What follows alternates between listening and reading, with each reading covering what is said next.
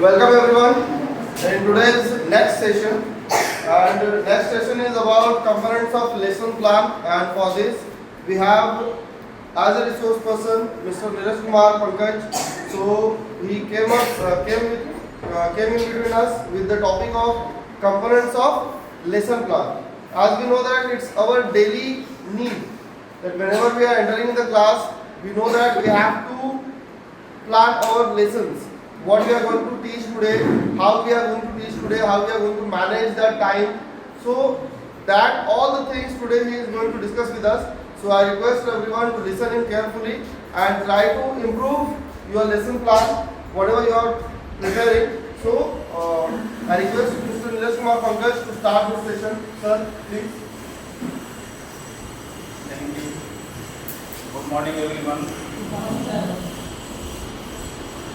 Today's topic is components of lesson plan. Means पाठ योजना के जो आवश्यक जो घटक होते हैं, जिसके आधार पर हम एक लेसन प्लान को तैयार करते हैं।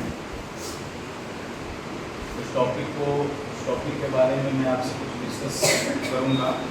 So let us start. सबसे पहले योजना, जैसे लेसन प्लान है, जैसे पाठ योजना, हम किसी वर्क को भी करते हैं तो करने के पहले एक प्लान तय करते हैं कि आखिर इस वर्क को हमको अंतिम मुकाम तक कैसे लेकर जाना है। तो उसके लिए सारा चीज़ हम उसका पैमाना तैयार करते हैं, इसमें क्या क्या हम करेंगे, किस तरह से हम करेंगे कि ताकि हम इस योजना को पार कर सकें। सपोज दैट आप इस बिल्डिंग को देख लीजिए। इस बिल्डिंग के अंदर में हम लोग बैठे हुए हैं और एक हम लोग अपना कार्य को कर रहे हैं, लेकिन इस बिल्डिंग को तैयार करने के पहले हम लोग किस किस पैमाना को पार करते हैं। सबसे पहले फर्स्ट ऑफ ऑल इसको लेआउट करते हैं, है ना। लेआउट मीन्स कोई एक इंजीनियर जो है इस बिल्डिंग को बनाने के पहले इसका लेआउट करता है ताकि हम इस आधार पर हम इस बिल्डिंग को बनाएं। ऐसा भी नहीं है कि जमीन ले लिए और इस बिल्डिंग को चलो भाई ऐसे से बना। तो एक पैमाना तय करते हैं, एक योजना बनाते हैं, और योजना बनाने के बाद फिर इस बिल्डिंग का निर्माण शुरू होता है। तब जाकर एक रिजल्ट जो आपके सामने अभी आया है। तो लेसन प्लान प्रत्येक टीचर्स के लिए, चाहे वो पीजी के टीचर हों या हायर एजुकेशन, हायर क्लासेस के जो भी फैकल्टीज या प्रोफेसर जो भी हों, सभी के लिए एक लेसन प्लान बहुत ही जरूरी है। और ख़ास करके जितने भी हमारे जो भी यहाँ पे शिक्षक टीचर्स बैठे हुए हैं, करीब करीब सब ट्रेनिंग टीचर हैं। तो आप लोग जब ट्रेनिंग लिए होंगे, बीएड किए हैं, उसमें आप लोग ये भी देखे होंगे तो उसमें एक पैमाना इसका है लेसन प्लान का ही, जिसमें आपको किसी गवर्नमेंट स्कूल में जाकर आपको लेसन प्लान देना होता है। तो उसके पहले क्या होता है कि एक प्रेजेंटेशन आपको कराना होता है, आपका एक डायरी होता है, उसमें आप किसी भी टॉपिक को लेकर आप एक लेसन प्लान बनाते हैं। वो लेसन प्लान वहाँ जमा करना होता है। वहाँ के जो भी गवर्नमेंट सीनियर एम्प्लॉय हैं, जो प्रिंसिपल हैं, वो बैठते हैं आपके लेसन प्लान को लेकर, और आपको किसी क्लास को दे दिया जाता है। और जब आप लेसन जो भी टॉपिक हो, न्यूटन से लाइए, उस टॉपिक के बारे में आपका सारा लेसन प्लान में जो भी है सारा वो जाता है। उसके आधार पे आप उसी चीज़ को लेकर आपको वहाँ उस क्लास में प्रेजेंटेशन देना है, ताकि आपका किस तरह का लेसन प्लान है, किस तरह से आप किसी भी पार्ट का आप जो प्लान आप उसको तय किए हैं, आप उसको देखते हैं। हर किसी को जो भी फ्रेंड होंगे सबको लेसन प्लान जाकर देना होगा। मैंने भी दिया था खुशी हाई स्कूल जहानाबाद में, तो अच्छा लगा था। और जब मैंने दिया तो वहाँ बच्चे जो है वो जागृत हुए और उनको लगा कि इस कल से आएंगे कंटिन्यू पढ़ाने के, समझे।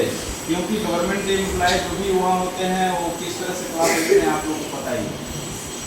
तो अच्छा लगता था बच्चे सुनते थे, जिनको कभी भी इस तरह का क्लास नहीं मिला तो उस तरह का क्लास जब देखने को मिला तो उनको अच्छा लगा। ठीक है, चलिए स्टार्ट करते हैं। Essential components of lesson plan means हमारे जो पाठ्य योजना है उसके जो आवश्यक जो घटक है वो क्या क्या हो सकते हैं जिसके आधार पर हम लेसन प्लान बनाते हैं। हम कोई भी एक पार्ट लेते हैं, लेसन को लेते हैं, तो ऐसा नहीं है ना कि क्लास में जाते हैं, आज कोई चैप्टर है जैसे सपोज दैट प्लास्टिक, साइंस में प्लास्टिक कोई चैप्टर है आपका क्या कहते हैं केमिस्ट्री में, तो उस चैप्टर को तुरंत गए और आधा घंटा में पूरे चैप्टर को खत्म कर दिए, ऐसा नहीं ना होता है।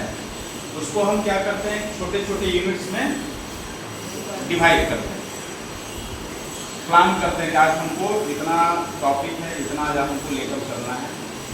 क्योंकि पाठ योजना का एक अवधि होता है, 30 मिनट हो, 35 मिनट हो, 40 मिनट हो, 45 मिनट हो, 50 मिनट जो भी हो, तो उस अवधि में हम एक प्लान तय करते हैं कि हमको इतना देर में हमको इतने टॉपिक को टच करना है। तो पूरे चैप्टर को हम क्या करते हैं कि टॉपिक बाय टॉपिक एक यूनिट्स के रूप में, छोटी छोटी इकाई के रूप में हम उसको कट करते हैं, बांट लेते हैं कि हम एक चैप्टर को पढ़ा रहे हैं तो हमको इस चैप्टर को पढ़ाने में 5 पीरियड लगेगा, 4 पीरियड लगेगा, 6 पीरियड लगेगा, ताकि इसके आधार पर हम इसको कर लें। पढ़ाने के क्रम में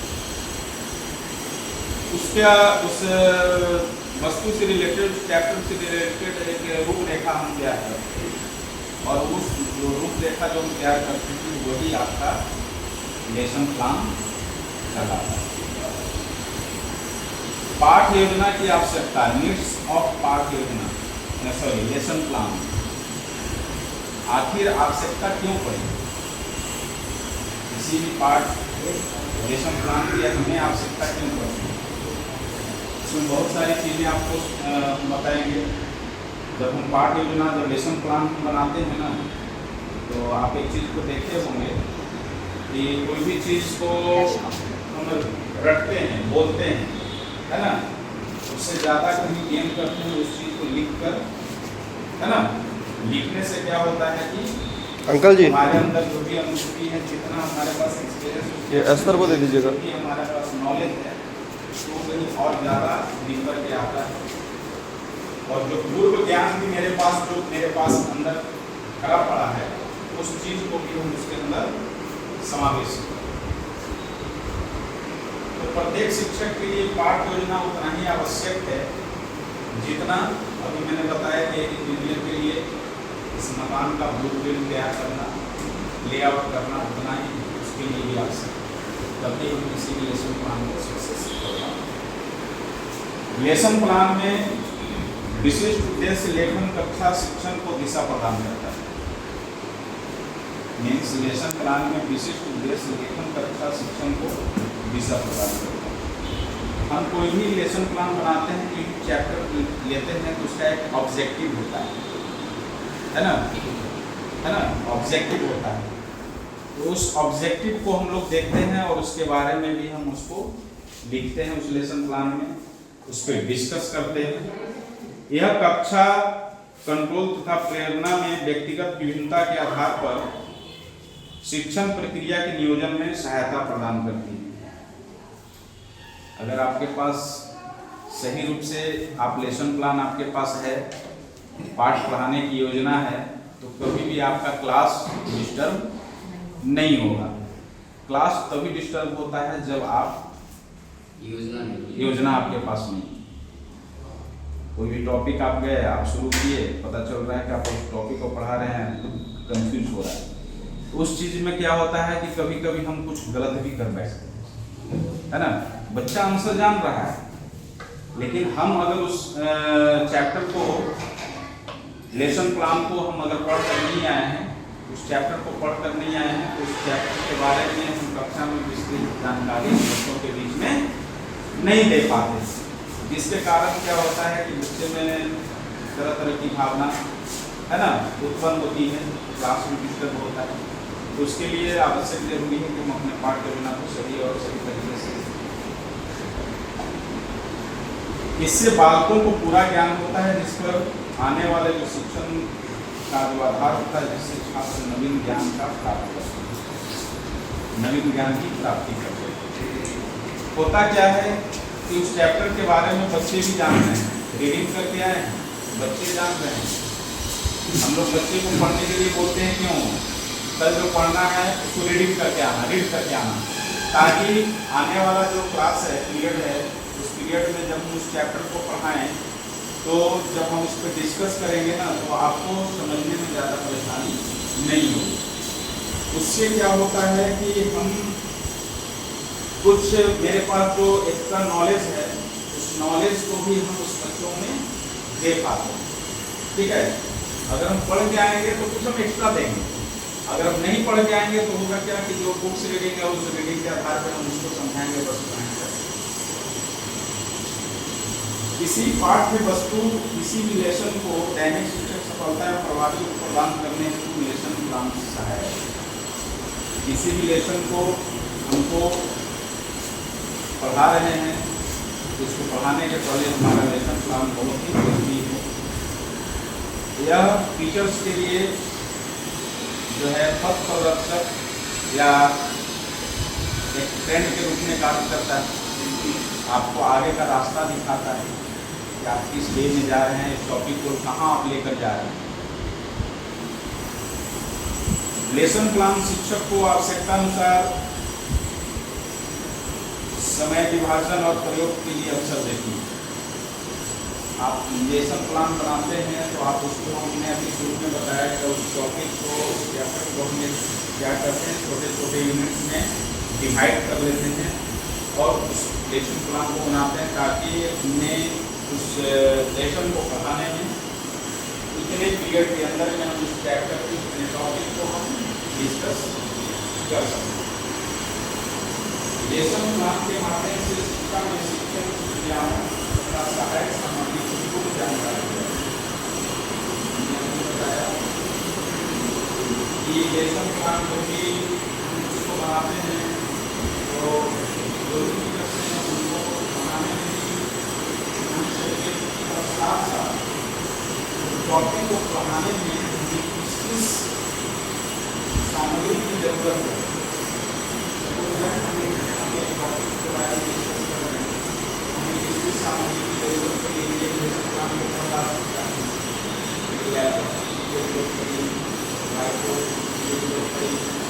है ना, सॉफ्टवेयर की जरूरत पड़ती है, वो क्या है, वो एक सामग्री है। ठीक है, बहुत सारी चीजें वो देखो सब्जेक्टुअल आप मैथ पढ़ा रहे हैं उसमें आपको इंस्ट्रूमेंट कॉस्ट की जरूरत हो सकती है, इफेक्टिव कॉस्ट की जरूरत हो सकती है, चार्ट कॉस्ट की जरूरत हो सकती है, रेशो की पढ़ा रहे हैं ग्रुप की जरूरत हो सकती है, मैथ की जरूरत हो सकती है।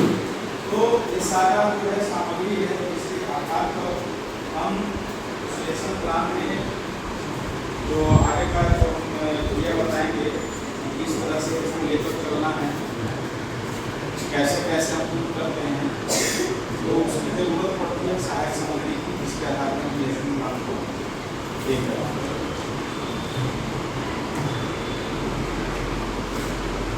लेसन प्लान ऑब्जेक्टिव्स, इसका उद्देश्य क्या है? हाँ सर बोलिए, क्या कहना चाहते हैं? Sir, that is for teaching learning. Say sir, that so many instruments you may apply क्या teaching and learning in the case of the chalk and जो ये बैच कोड के लिए होते हैं, yes sir, यह गवर्नमेंट का उसमें भी फॉर्मेट ये आप जो टीचर्स को जो है आप एक्चुअली होता है उसके लिए में क्या क्या है, yes उसको हम लोग डालते हैं कि वाइट बोर्ड है, ये है वो कक्षा में शिक्षण की क्रियाओं तथा सहायक सामग्री की पूर्ण जानकारी कराना।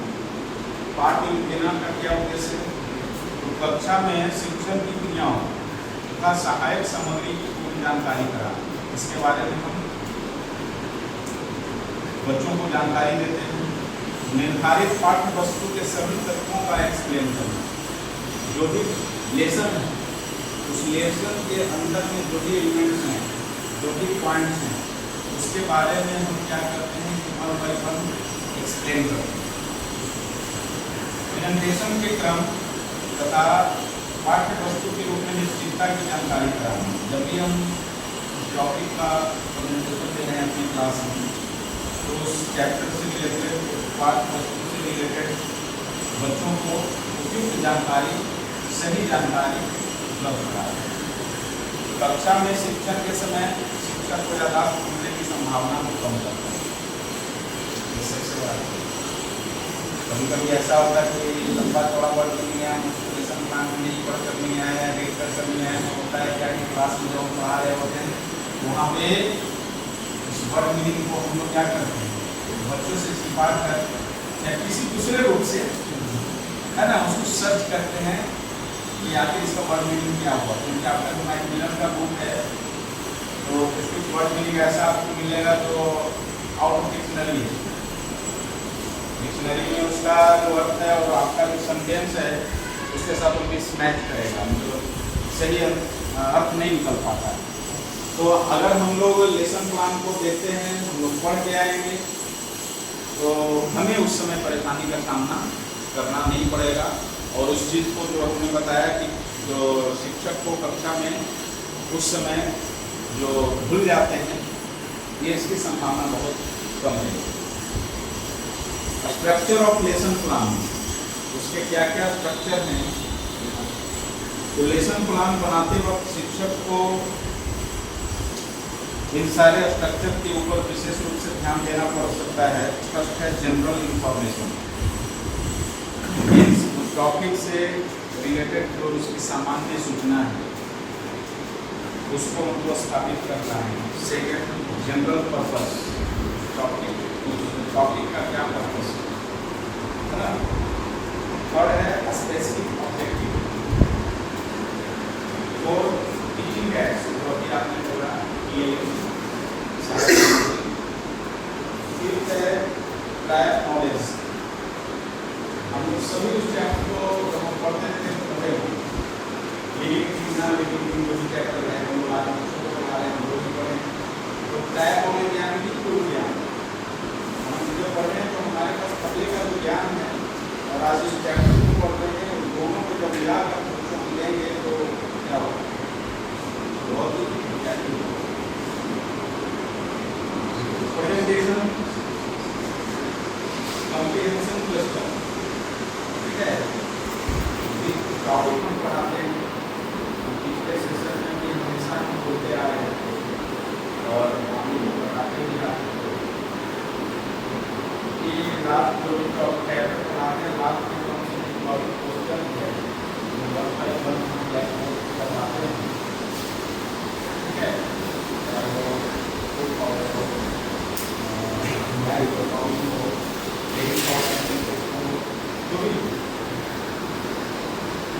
अगर हम चाहें तो टॉपिक पढ़ा रहे हैं, छोटी छोटी टॉपिक डिवाइड किए हैं, छोटी टॉपिक पढ़ाने के बाद उसके अंदर से जो इनर क्वेश्चन जो निकालते हैं, अगर उस इनर क्वेश्चन को बच्चों के बीच में दे दें तो लास्ट में आंसर जो टॉपिक क्वेश्चन से निकल के आता है उसमें तो लगता है कि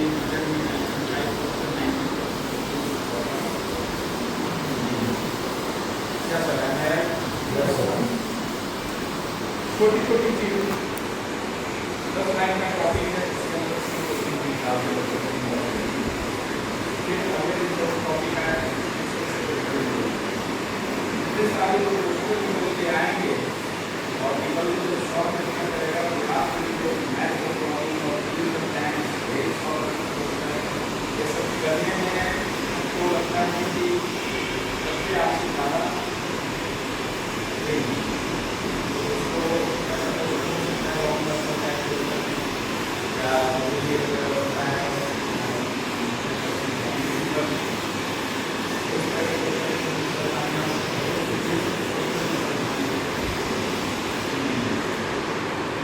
बोर्ड पर जो भी टॉपिक हम पढ़ा रहे हैं बोर्ड पर बोलते हैं, बोर्ड पर से क्या होगा कि आप चैप्टर को समझाने में बहुत ही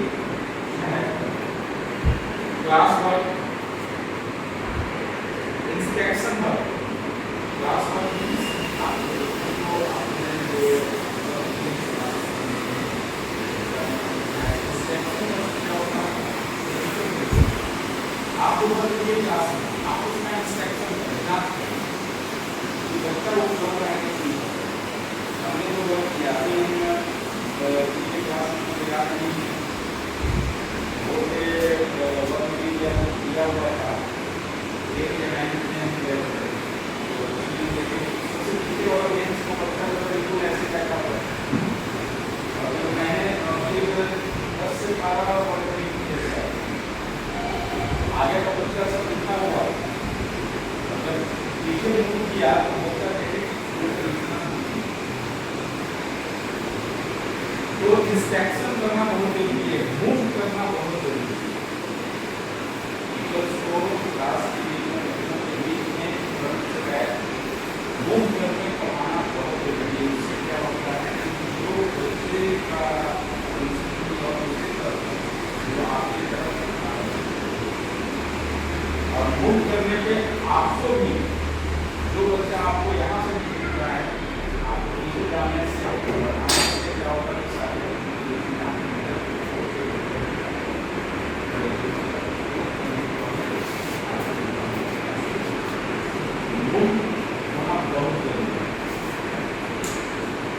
मूल्यांकन इवैल्यूएशन हम लोग इवैल्यूएशन करते हैं जो टॉपिक पढ़ाते हैं इवैल्यूएशन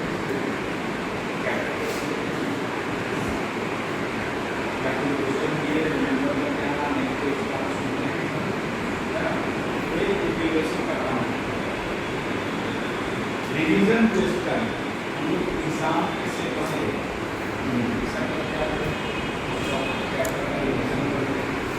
या फर्स्ट चैप्टर से सेकंड चैप्टर में चले गए बीच बीच में कभी प्रीवियस चैप्टर के क्वेश्चन को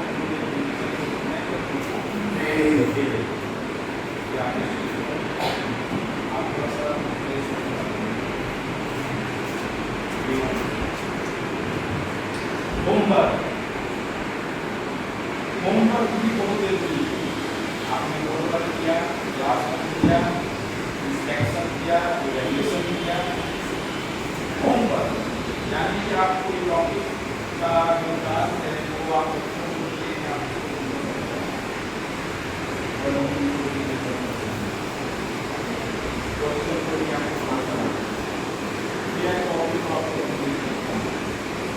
तो ये सारा चीज जो है एक लेसन प्लान चैप्टर से रिलेटेड इसके आधार पे आप चैप्टर को सही तरीके से पढ़ा सकें और बच्चों के बीच में दे सकें तब आपसे अगर कोई आपने चैप्टर को पढ़ाया आप जल्द से कर सकते हैं अच्छे तरीके से उसको कंप्लीट किया कैसे किया तो लेसन प्लान दुनिया में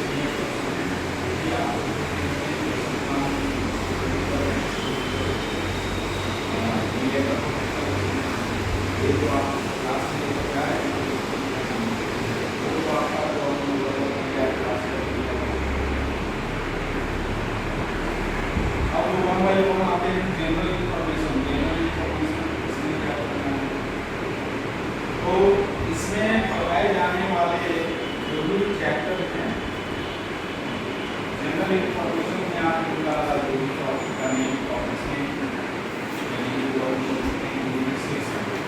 है ना समयावधि समय की अवधि क्या है विषय दिनांक इन सारी चीज़ों को हम क्या करते हैं जनरल इंफॉर्मेशन में हम उसको नोट करेंगे ठीक है विषय विद्यालय का नाम भी देते हैं लेकिन आप ऐसे विद्यालय में आप काम दे रहे हैं तो आपका ऑलरेडी वहाँ पर मिलेगा कहीं दूसरे जगह देते हैं तो आप विद्यालय क्या करेंगे विद्यालय का नाम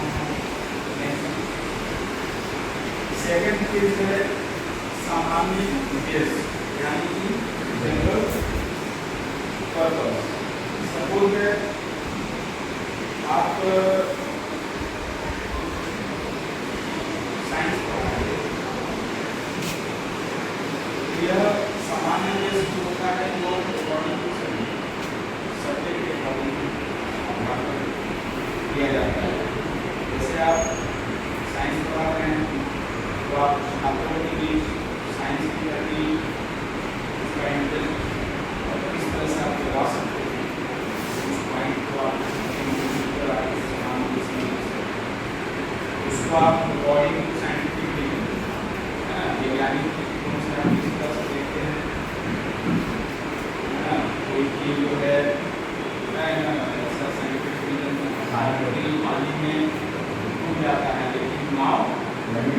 दिखाएं, इसका क्या साइंटिफिक है ना। तो ये सब चीजें जो है जब आप सामान्य उसके पास एक नॉलेज निकल गया है, आपके नहीं पता कि किस कारण से लेकिन आप बच्चों को बताएंगे उसके बारे में जिज्ञासा जगाते हैं। छात्रों में अपेक्षित व्यवहार को मजबूत करना मीन्स जो अपेक्षा आपसे है ना, जो अपेक्षा होती है वो उस व्यवहार को बच्चों के बीच में लेना। छात्रों में रसायन विज्ञान की विभिन्न क्षेत्रों का साइंस से रिलेटेड जो भी है ये सारी चीजें जो है जनरल पर्पस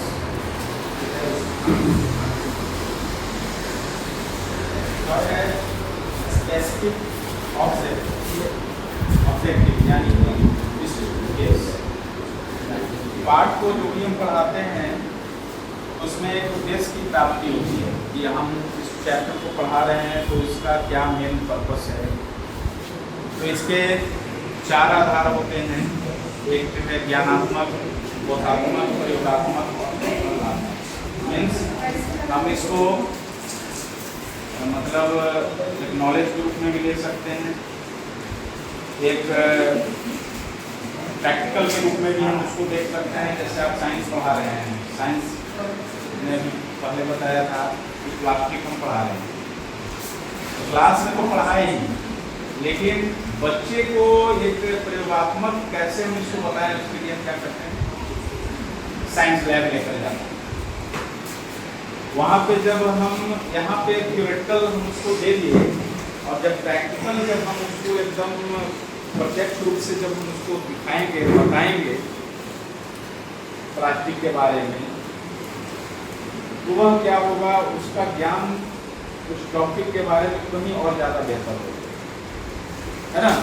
तो थ्योरेटिकल के साथ साथ प्रैक्टिकल भी जरूरी है।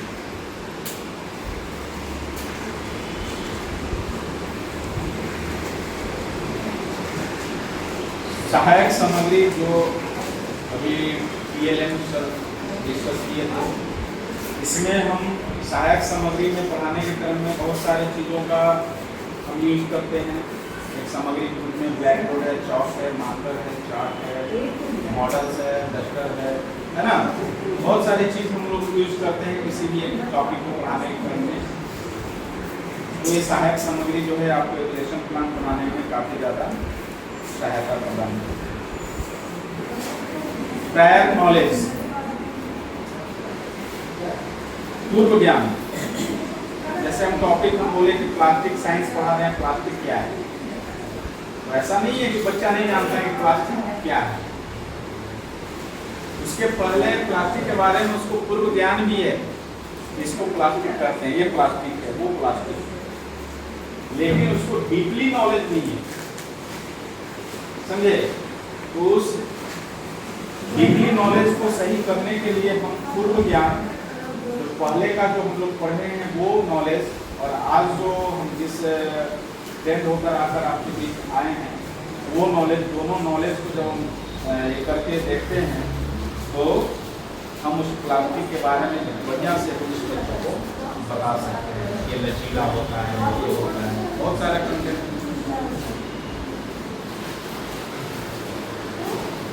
इसके बाद है 6 इंट्रोडक्शन। इंट्रोडक्शन हम जो टॉपिक पढ़ा रहे हैं उसके आधार पर शिक्षक प्रश्न या चार्ट के द्वारा पाठ का इंट्रोडक्शन करता है।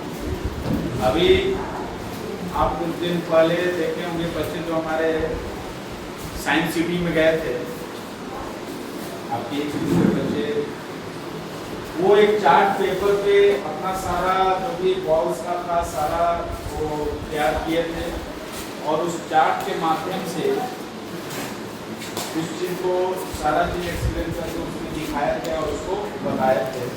उससे क्या होता है कि समझने में ज़्यादा परेशानी नहीं होती है और उस टॉपिक के बारे में अच्छी तरह से हम आपके बीच डिस्कस कर सकते हैं।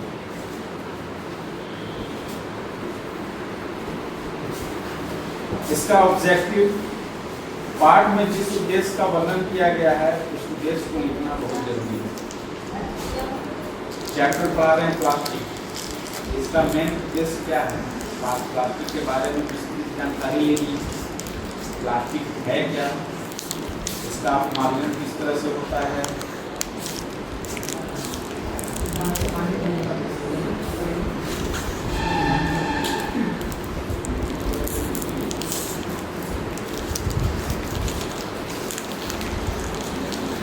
इसका प्रेजेंटेशन, लेसन प्लान को हम इस तरह से प्रेजेंटेशन करते हैं ताकि बच्चों के बीच में एक अच्छे और नए ज्ञान का प्रस्तुत किया जाए, ताकि इसको हम दो भागों में देखते हैं। लेसन प्लान को जब हम प्रस्तुति करते हैं, जब हम उसका प्रेजेंटेशन देते हैं, एक तो है कि हम उसका सेल्फ स्टडी करके आए उसके बारे में, दूसरा उसमें जो पॉइंट दिया गया है, जो टॉपिक है उसमें कुछ पॉइंट हैं, उस पॉइंट के बारे में भी हम डिस्कस करते हैं। अब है इसके बाद कम्प्रीहेंशन क्वेश्चन, जिसको हम लोग बोध प्रश्न करते हैं। इस प्रश्न में हम देखते हैं कि जो भी प्रश्न हम जो चैप्टर से रिलेटेड जो होता है, जो प्रश्न हम लोग पूछते हैं, वह प्रश्न क्या होता है? कम्प्रीहेंशन क्वेश्चन होता है। श्याम पटकार शिक्षक द्वारा पढ़ाए गए जो भी प्रयोगात्मक हो या कौशलात्मक हो या ज्ञानात्मक हो, जो भी चीज़ है उसके आधार पर जो हम लोग एक उसका रिजल्ट देते हैं, अध्यापक को ऐसा प्रयास करना चाहिए कि जो भी क्वेश्चन को पढ़ाएं, उस क्वेश्चन को पढ़ाने के क्रम में जब हम उसको श्यामपट कार्य करते हैं तो 1 बाई 1 स्टेप, जो भी स्टेप आप फॉलो किए उस स्टेप के बारे में समझिए। ऐसा नहीं कि सपोज अगर मैथ पढ़ा रहे हैं तो लीनियर क्वेश्चन है, उस क्वेश्चन को लिखे बना कर ठीक है तो कोई आंसर है, ये वे सही नहीं है। आप उसके बाद का जो फर्स्ट टर्म है आप उसके बारे में उसको डिस्कस करके उसके बारे में बताएं, सेकेंड थर्ड उसके चीज को उस चीज को अगर उस तरीके से आप अगर बोर्ड वर्क करते हैं तो बच्चों को समझने में ज़्यादा आसानी होगी।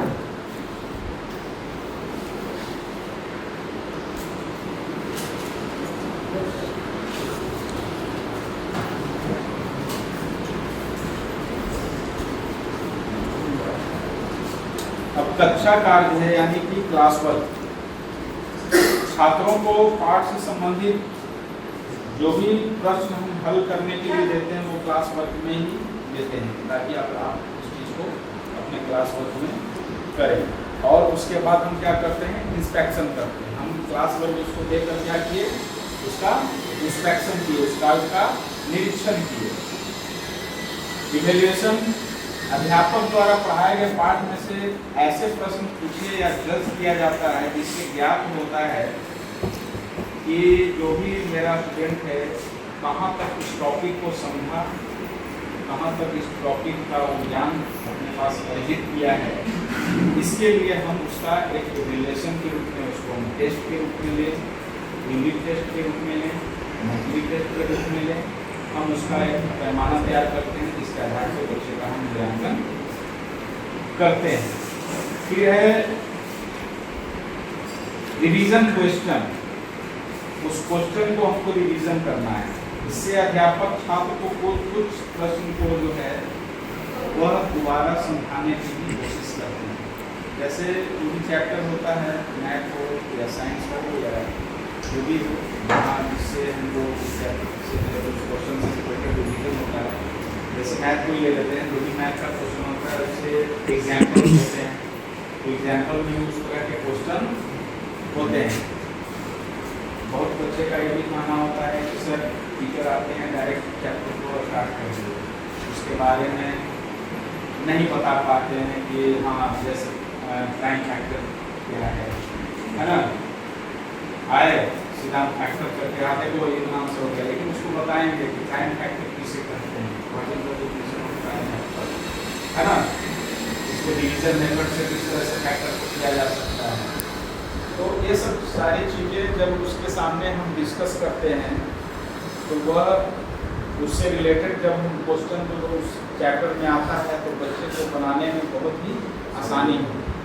या कोई भी चैप्टर का 10 क्वेश्चन है, उसमें अगर एक क्वेश्चन को मैंने सॉल्व कर दिया, ठीक है जी, आप इससे रिलेटेड जो भी क्वेश्चन है इसको आपको बनाएं।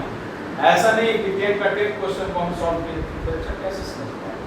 उसको जब तक रिवीजन करने के लिए नहीं कीजिएगा तब तक वो बच्चा नहीं समझ पाएगा, वो तो फिर नकल कर रहा है, तो सीधा बोर्ड को देख रहा है, आप लिख रहे हैं, उसको करके कॉपी पेस्ट करके छोड़ दो। उसका रिजल्ट होता है कि मार्किंग कम हुआ, समझ नहीं पाया। आपका क्या आंसर आएगा कि सर मैं तो सारा क्वेश्चन को डील किया था, आप वाकई में सारे क्वेश्चन को डील किए, लेकिन जो पैमाना आपको अपनाना चाहिए था वो आप मेजरमेंट आप बच्चों को आप नहीं दे पाए, जिसके तहत बच्चा उसको नहीं कर पाया।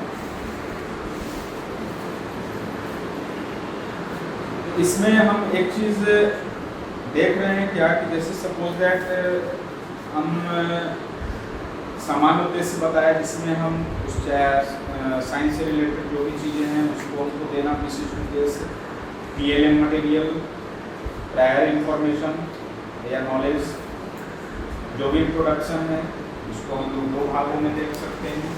एक जो भाग है वो आपका नेचुरल थिंग्स, प्राकृतिक, और एक जो आपका मैन मेड मटेरियल है ना।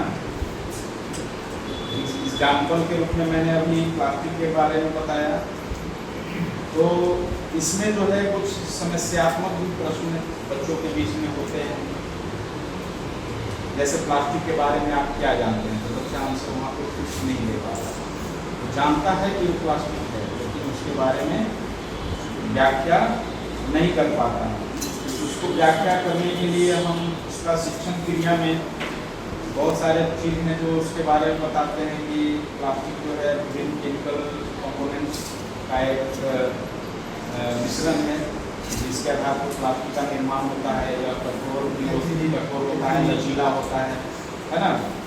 इसमें ताप सहने की जो होता है वो प्रवृत्ति होती है, जो क्या होती है बहुत ही कम या अधिक कम होता है, कम होगा ना। प्लास्टिक है उसमें टेम्परेचर जब हम उसका करेंगे तो उसका कैपेसिटी बहुत ही कम होता है। तो इसके बारे में बच्चे क्या होते हैं उसको समझते हैं। वो जाना था कि वो प्लास्टिक है, लेकिन इतना सारा चीज नहीं जाना था कि वह कठोर होता है और लचीला होता है, इसमें ताप सहने की कैपेसिटी बहुत ही कम होती है। तो इस तरह से हम जब उस टॉपिक के बारे में बच्चों को देते हैं तो उसका क्या होता है कि वो भरपूर ज्ञान लेते हैं और हमारा जो लेसन प्लान है वो बहुत ही सक्सेस होता है और बहुत ही प्रभावी तरीके से काम करता है। और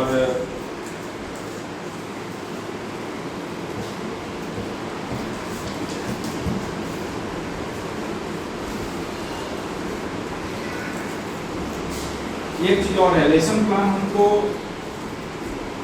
बनाने का बहुत ही अलग अलग तरीका है। हम ऐसा लेसन प्लान बनाएं जो बच्चों को समझने में आसान है ना। इतना भी ऐसा ना बना दें कि बच्चे उस लेसन प्लान को हम जब पढ़ा रहे हों तो बच्चे को समझने में परेशानी हो, यानी कि उसके अनुसार से हमको लेकर चलना है उसके टॉपिक। छात्रों की शारीरिक मानसिक योग्यता और क्षमता का ज्ञान लेना चाहिए। आखिर उसके अंदर उसका जो है कितनी कैपेबिलिटी है, कितनी कैपेसिटी है उसके जीवन, है ना।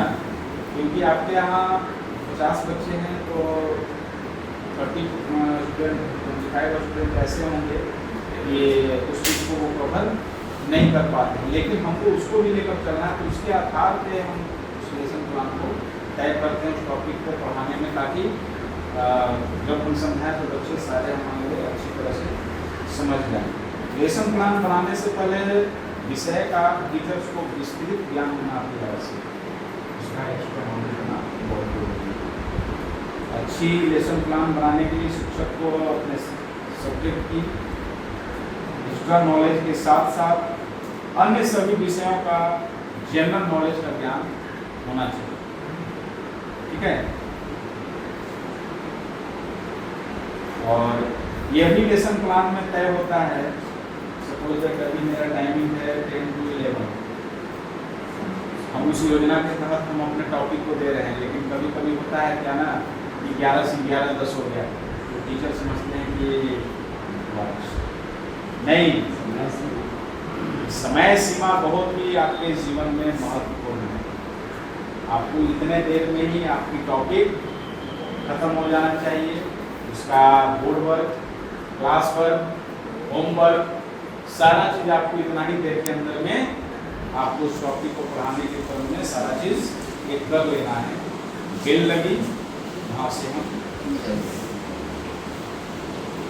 यहाँ टीचर अपना क्या कर रहे हैं, बाहर में टीचर वेट कर रहे हैं कि सर अब मनोज सर निकलेंगे, मनोज सर ये अभी मैथ पढ़ा रहे हैं, थोड़ा सा नहीं, आपको पढ़ाने के क्रम में तय कर लेना होगा कि हम इस टॉपिक को, इस मैथ को पढ़ा रहे हैं, मेरे पास इतना समय है और 25 मिनट्स में हम कितने क्वेश्चन को हम डील कर लेंगे। जब आपके अंदर ये पावर नहीं है तो आप बच्चों से कैसे आप आशा कर सकते है ना। तो आपके अंदर ये एबिलिटी होनी चाहिए कि हम 25-30 मिनट्स में कितने क्वेश्चन को डील कर लें, उसके होमवर्क को दे दें, उसका सारा क्लास वर्क भी चेक कर लें, है ना। वो सारा आपको प्रिपरेशन आपको करके रखना होगा पहले से, ताकि जब बेल लगे तो हम अपना क्लास को वहाँ से ये करें, ताकि दूसरे टीचर्स को परेशानी नहीं, क्योंकि उनका भी एक लेसन प्लानिंग का एक टॉपिक है, उनका भी सब्जेक्ट है, उनको भी उतने देर के अंतराल में उस वर्क को करना होता है। शिक्षण विधि का चयन करना चाहिए। मीन्स आप जब एक टीचर हैं तो सबको पढ़ाने का अलग अलग तरीका होता है ना।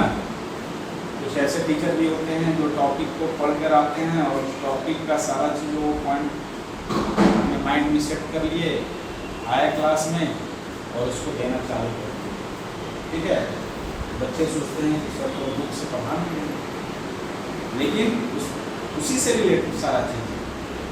कुछ टीचर होते हैं 1 by 1 लाइन को रीड करते हैं, एक लाइन पढ़े समझाए, पढ़े समझाए, ठीक है।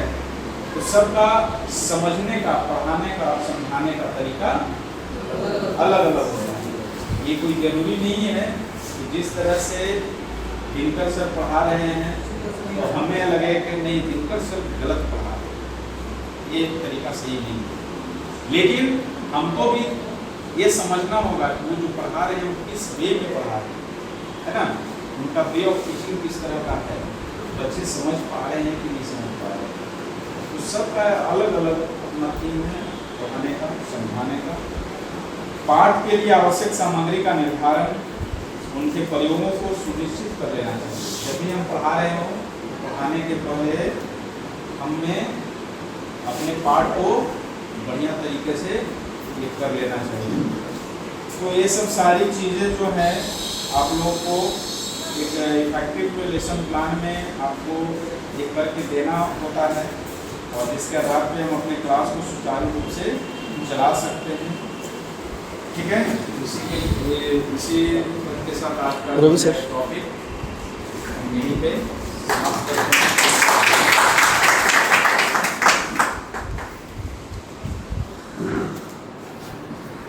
Thank you, Neeraj sir, for a beautiful session, and he make us understand that how we can make our lesson plan more effectively. So I thank him from all of our side. Thank you, sir, for this beautiful session.